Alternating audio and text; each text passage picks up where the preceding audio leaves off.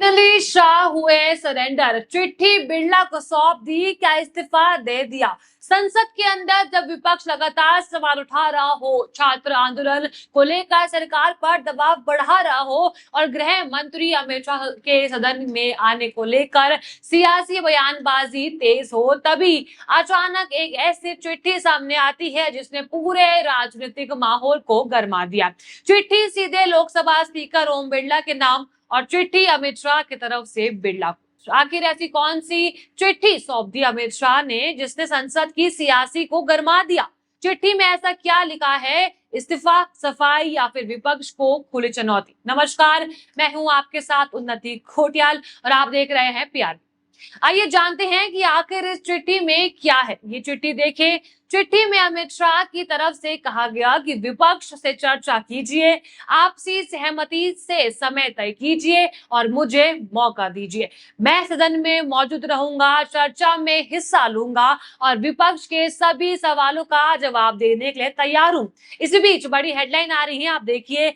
गृह मंत्री अमित शाह ने लोकसभा अध्यक्ष को चिट्ठी लिखी, छात्र आंदोलन पर चर्चा कराने की मांग। वहीं दूसरी हेडलाइन है, विपक्ष को चर्चा के लिए तैयार करें, मैं सदन में मौजूद रहूंगा। अमित शाह ने स्पीकर को लिखी चिट्ठी।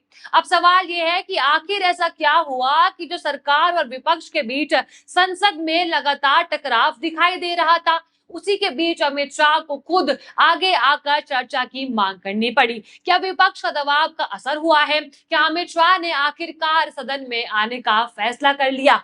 क्या ये राजनीतिक दबाव के आगे झुकना है या फिर अमित शाह की ये चिट्ठी विपक्ष के ही घेरने की एक नई रणनीति है? और सबसे बड़ा सवाल, जिस छात्र आंदोलन को लेकर राहुल गांधी लगातार अमित शाह पर निशाना साध रहे हैं, क्या अब उसी मुद्दे पर संसद के अंदर आमने सामने की बहस होने वाली है? क्योंकि अमित शाह ने सिर्फ चर्चा की इच्छा जाहिर नहीं की है, उन्होंने साफ कहा है कि वे सदन में बैठकर विपक्ष के हर सवाल का जवाब देने के लिए तैयार है। तो क्या अब संसद में होगा सवाल जवाब का सबसे बड़ा मुकाबला? और क्या इस पूरे मामले में इस्तीफे की मांग तक पहुंच चुकी सियासत का एक नया मोड़ आ चुका है? क्योंकि जिस गृह मंत्री पर विपक्ष संसद से गायब रहने का आरोप लगा रहा था, वही गृह मंत्री अब स्पीकर को लिखकर कह रहे हैं, चर्चा कराइए, मैं जवाब देने के लिए तैयार हूं। आखिर अमित शाह को इस चिट्ठी के पीछे पूरी कहानी क्या है? आइए क्रमवार से समझते हैं। संसद में विपक्ष के हंगामे के बीच केंद्रीय गृह मंत्री अमित शाह ने लोकसभा स्पीकर ओम बिरला को एक चिट्ठी लिख दी है। इस चिट्ठी में अमित शाह ने छात्र आंदोलन के मुद्दे पर सदन में चर्चा की मांग की है। अमित शाह ने स्पीकर से कहा कि विपक्ष के साथ चर्चा करके आपसी सहमति से आज से जितना समय और जितने घंटे उचित समझे जाए, उतना समय इस मुद्दे पर चर्चा के लिए आवंटित किए जाए। यानी शाह की तरफ से गेंद अब लोकसभा स्पीकर के पाले में डाल दी गई है। शाह ने यह भी स्पष्ट किया है कि वो निर्धारित समय में के दौरान में मौजूद रहेंगे और इस मुद्दे पर होने वाली चर्चा में हिस्सा भी लेंगे। और इतना ही नहीं, उन्होंने विपक्ष के सभी सवालों का जवाब देने की भी बात कही है।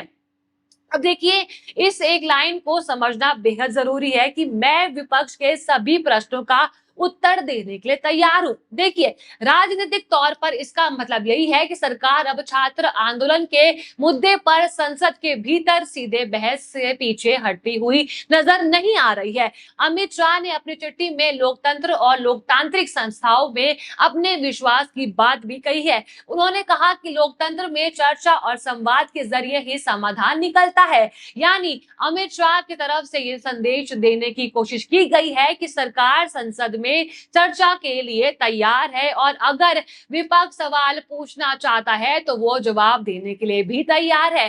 लेकिन दोस्तों, कहानी यहीं से शुरू नहीं होती है। इससे पहले अमित शाह खुद विपक्ष पर निशाना साध चुके हैं।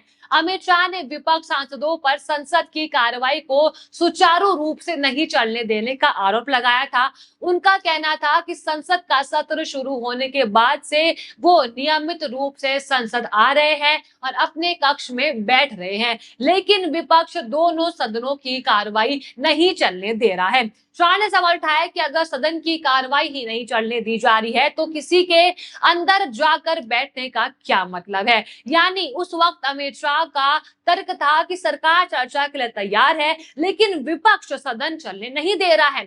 अब नई चिट्ठी में शाह ने एकदम एक कदम और आगे बढ़ाकर कहा कि उन्हें चर्चा के लिए समय दिया जाए और वो सदन में मौजूद रहकर सवालों का जवाब भी देंगे।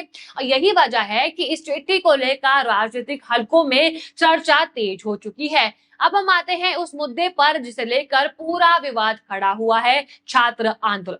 नीट से जुड़े छात्रों के विरोध प्रदर्शन को लेकर भी अमित शाह पहले प्रतिक्रिया दे चुके हैं।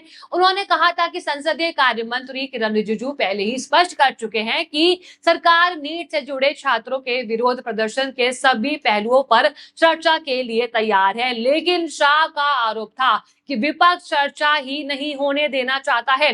यानी सरकार की तरफ से लगातार यही दावा किया गया है कि चर्चा से भाग रही है, बल्कि विपक्ष की सदन को चलने नहीं दे रहा है। लेकिन विपक्ष की कहानी बिल्कुल भी अलग है। अमित शाह के इसी बयान पर कांग्रेस सांसद राहुल गांधी ने जोरदार पलटवार किया। राहुल गांधी ने कहा कि विपक्ष को अमित शाह का भाषण या उपदेश सुनने में कोई भी रुचि नहीं है। उन्होंने कहा कि जब वो हम कहते हैं तो उसका मतलब देश की युवा पीढ़ी से है। इसके बाद राहुल गांधी ने छात्र आंदोलन से जुड़े कई बेहद गंभीर सवाल भी उठाए हैं। उन्होंने पूछा, छात्रों पर गोली किसने चलवाई? छात्रों को किलो वाली लाठियों से पीटने का आदेश किसने दिया? और फिर राहुल गांधी ने सीधे अमित शाह पर सवाल उठाते हुए पूछ लिया कि क्या अमित शाह ने छात्रों पर गोली चलाने का आदेश दिया था? राहुल गांधी ने यह भी कहा कि अगर ऐसा आदेश दिया गया था तो उन्हें इस्तीफा दे देना चाहिए। इसके साथ ही राहुल गांधी ने अमित शाह पर संसद में नहीं आने का आरोप लगाते हुए कहा था कि पिछले कई दिनों से अमित शाह गायब है और गृह मंत्री में सदन में आने की हिम्मत ही नहीं है। अब देखना यह होगा कि अगर छात्र आंदोलन पर संसद में चर्चा होती है तो राहुल गांधी और विपक्ष की तरफ से उठाए गए इन सवालों का जवाब अमित शाह किस तरह देते हैं।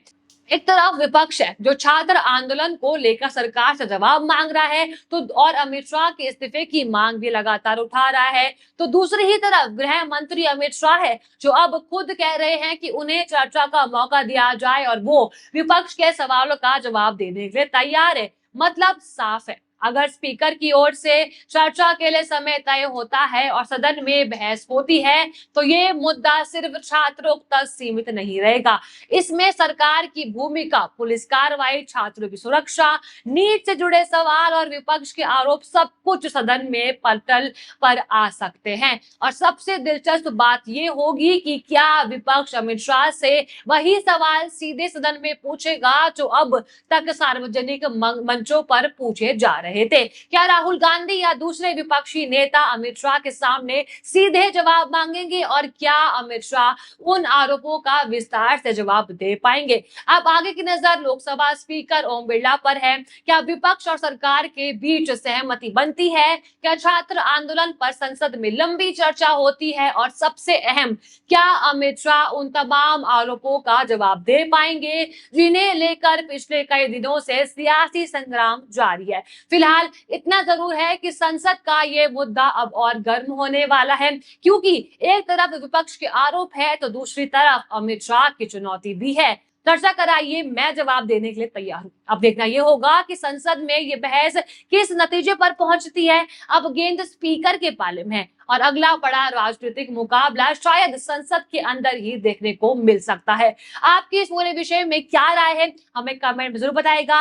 और अगर आपको वीडियो अच्छी लगी हो तो लाइक करें, शेयर करें और बने रहिए पीआरबी के साथ। धन्यवाद।